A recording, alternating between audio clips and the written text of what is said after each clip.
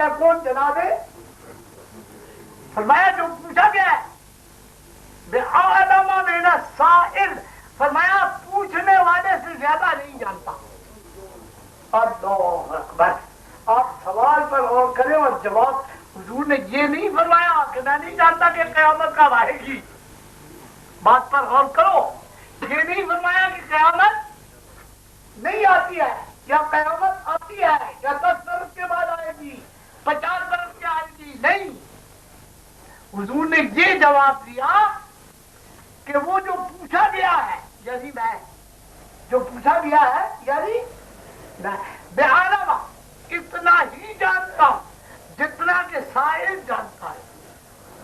اب سائل کون ہے؟ ہاں، کوئی صحابی نہیں ہے، اس لیے کہ صحابہ نے کہا کہ ہم تو اس کو جانتے نہیں ہیں کہ یہ آدمی کون ہے. بات پر غور کرو.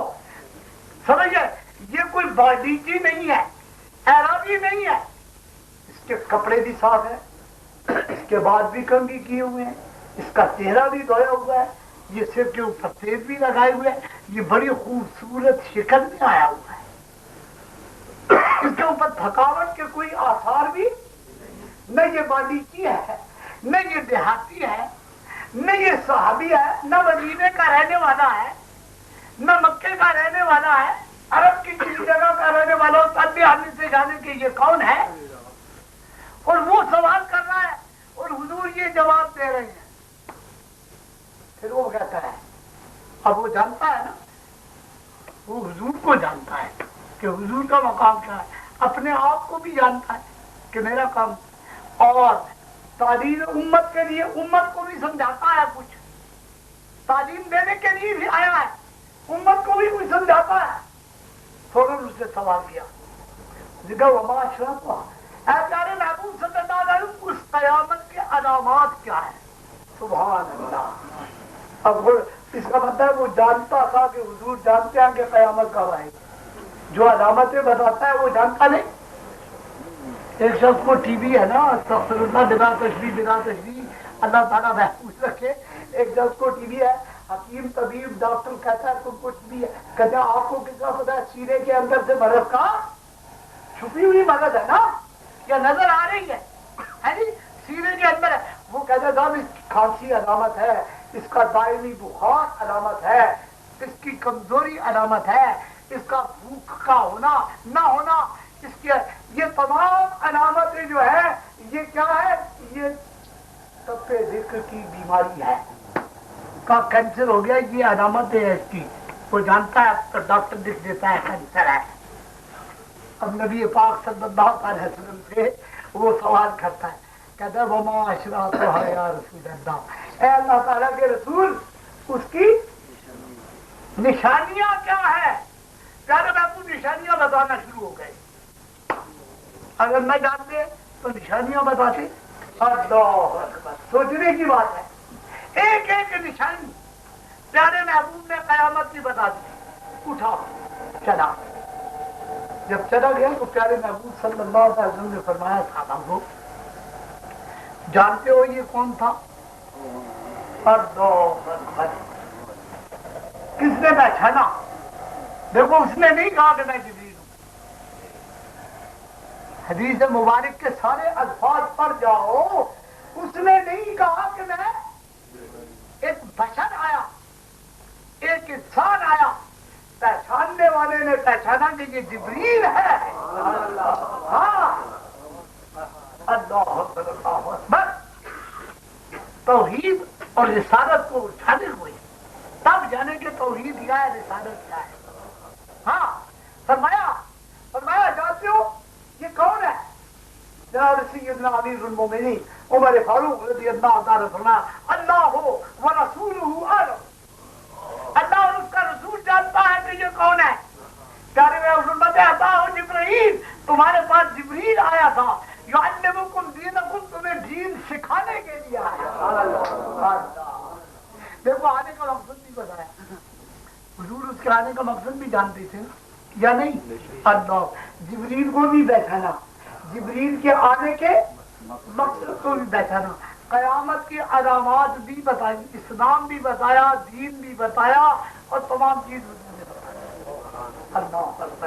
بس صحابہ کرام نے اس علم کے سامنے، اس ذات مبارک کے سامنے اپنے عقل کو قربان کر دیا تھا. اب پھر کسی نے نہیں کہا کہ حضور یہ جبریل کس طرح آ گیا، یہ جبریل کیسے آیا. بات اس سے کر رہا تھا کہ دیکھو جبریل نور ہے، جبریل نور ہے، نور بشری لباس میں آیا. حدیث مبارک سے ثابت ہے. تو پیارے محبوب صلی اللہ علیہ وسلم نور ہے تو وہ بشری لباس میں نہیں آ سکتے.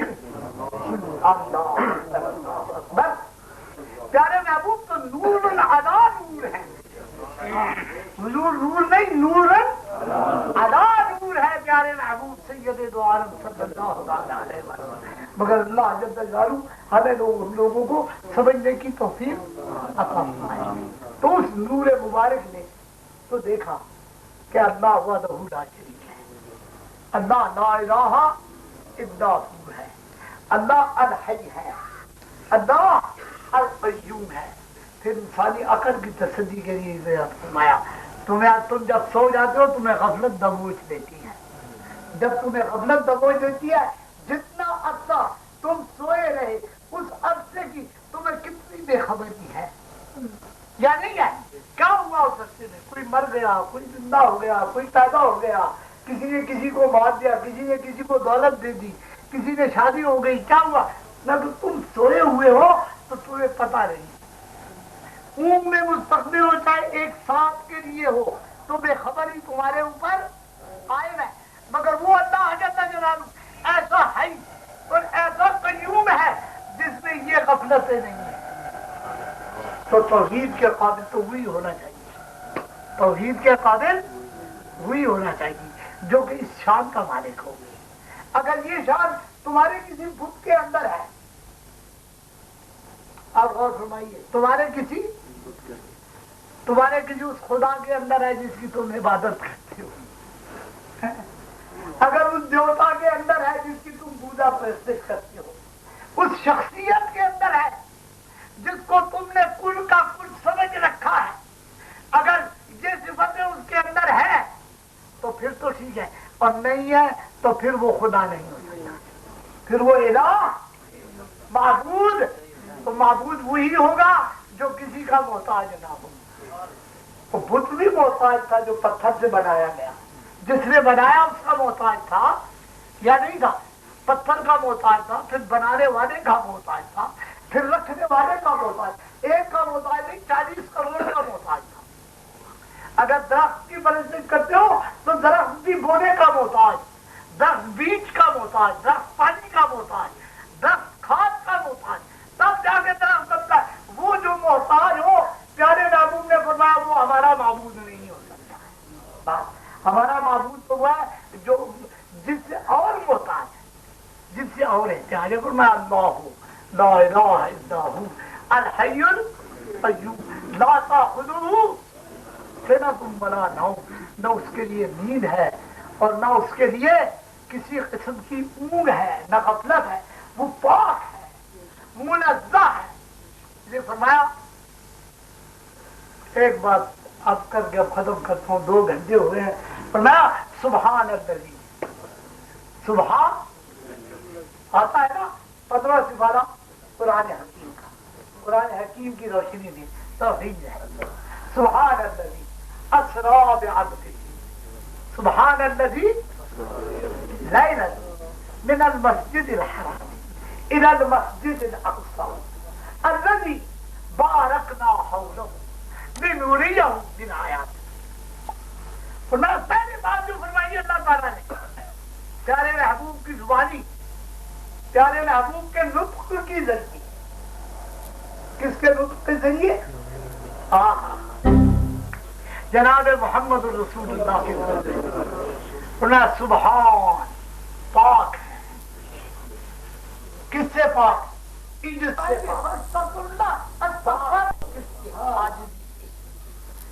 پاک؟ نفس سے پاک. سبحان کس سے پاک؟ ہر قسم کے عیب سے پاک. سبحان کس سے پاک؟ ہر قسم کی کمزوری سے پاک. سبحان کس سے پاک؟ ہر قسم کے لفظ نہ کرنے سے پاک.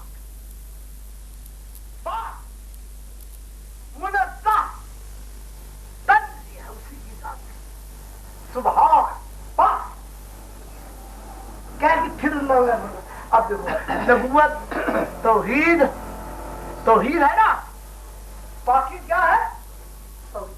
اب نبوت کا ذکر سبحان الذی، وہ ذات پاک